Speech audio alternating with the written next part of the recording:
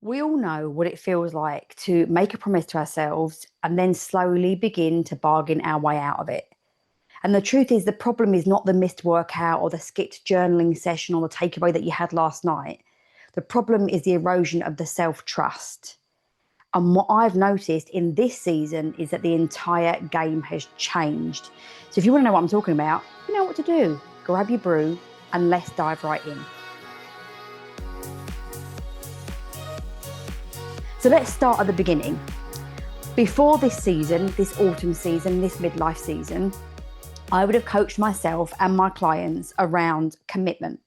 So when they tell me they've made a promise to themselves and they've made this new goal and they start to work on it, and then 2, 3, 4 days later, they've decided they don't want to do it anymore, and they're telling themselves, oh, I'll do it tomorrow, or I don't feel like it, I'll start when I'm motivated, or skipping it once won't really matter. I'd have gone straight for coaching them around how to increase their commitment, like what needs to happen.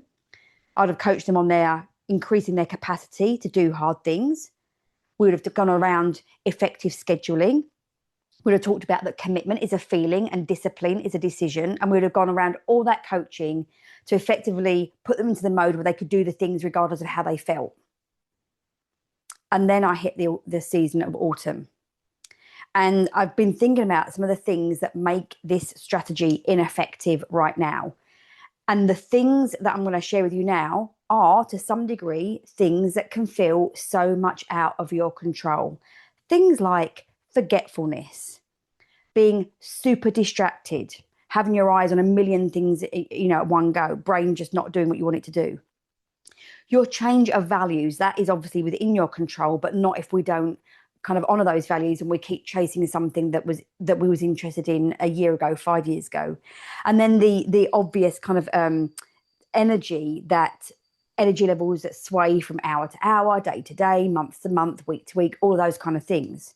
So now we've been trying to play the same game with the same rules, but we're a different player. And what I'm noticing is that with my clients, it's not just eroding their self-trust, it's actually making them feel like they're incapable, that they're broken, that there's something wrong. And their default is to work harder. But what if it wasn't that? What if we really need to just take a step back and give ourselves the grace and space to recognize that we're in a different season, and maybe just at this point, we need to have a different strategy? Because the truth is, the cost is still the same, but it could also be exacerbated. So let me clarify that. We know that when you keep breaking the word that you give to yourself, the promise that you give to yourself, it starts not just to erode your self-belief, your self-trust, it erodes your self-belief. You start to dilute that. You begin to wonder if you'll ever actually be able to follow through on anything and reach any goal or achievement or experience that you want to have. And really, this has been the big thing for me. It becomes harder and harder to dream bigger when you can't trust yourself in the small things. Self-trust effectively is built the same way that we build trust in relationships. It's through those small, consistent actions. It's the not forgetting to say I love you.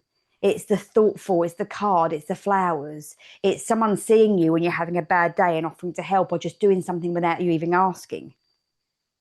And we know that confidence builds through evidence and through action, right? So we have to take action to get evidence, which builds our confidence.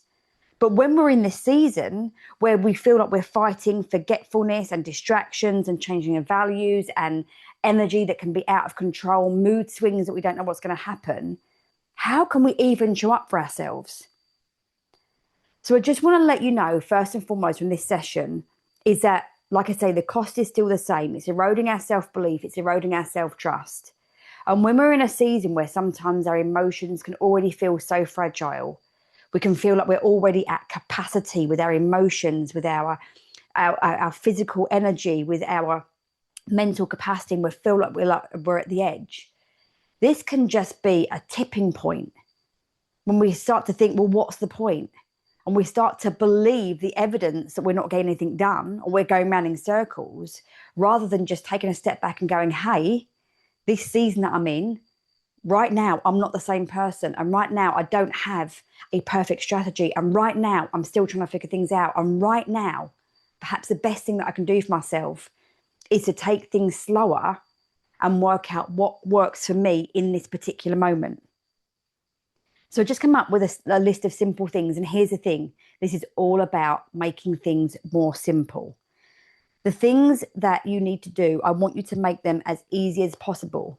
Instead of having 10 things on your list, can you take it down to three things that are going to have the biggest impact across all levels of your life, whether that's taking your supplements, drinking more water, getting more sleep, something that you can just get to the end of the day and go, I know I did that. I've actually turned into my mother. I now get my supplements out and put them in a little pot next to my kettle at nighttime. So even though I look at them 20 times through the day, if they're not in this pot, they don't get taken. When did that even happen? And the next thing is scheduling. Schedule in detail.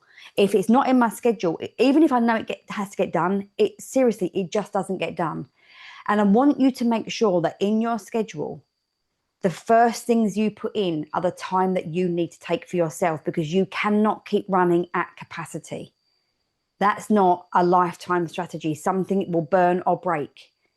So put your self-care in, put the time in for you, the things that are important to you, and then schedule, put alarms on your phone for these little things like taking your supplements. I know it sounds ridiculous, but seriously, I used to be the most motivated, organized, and disciplined person, and she has left the building and I have to use a different strategy.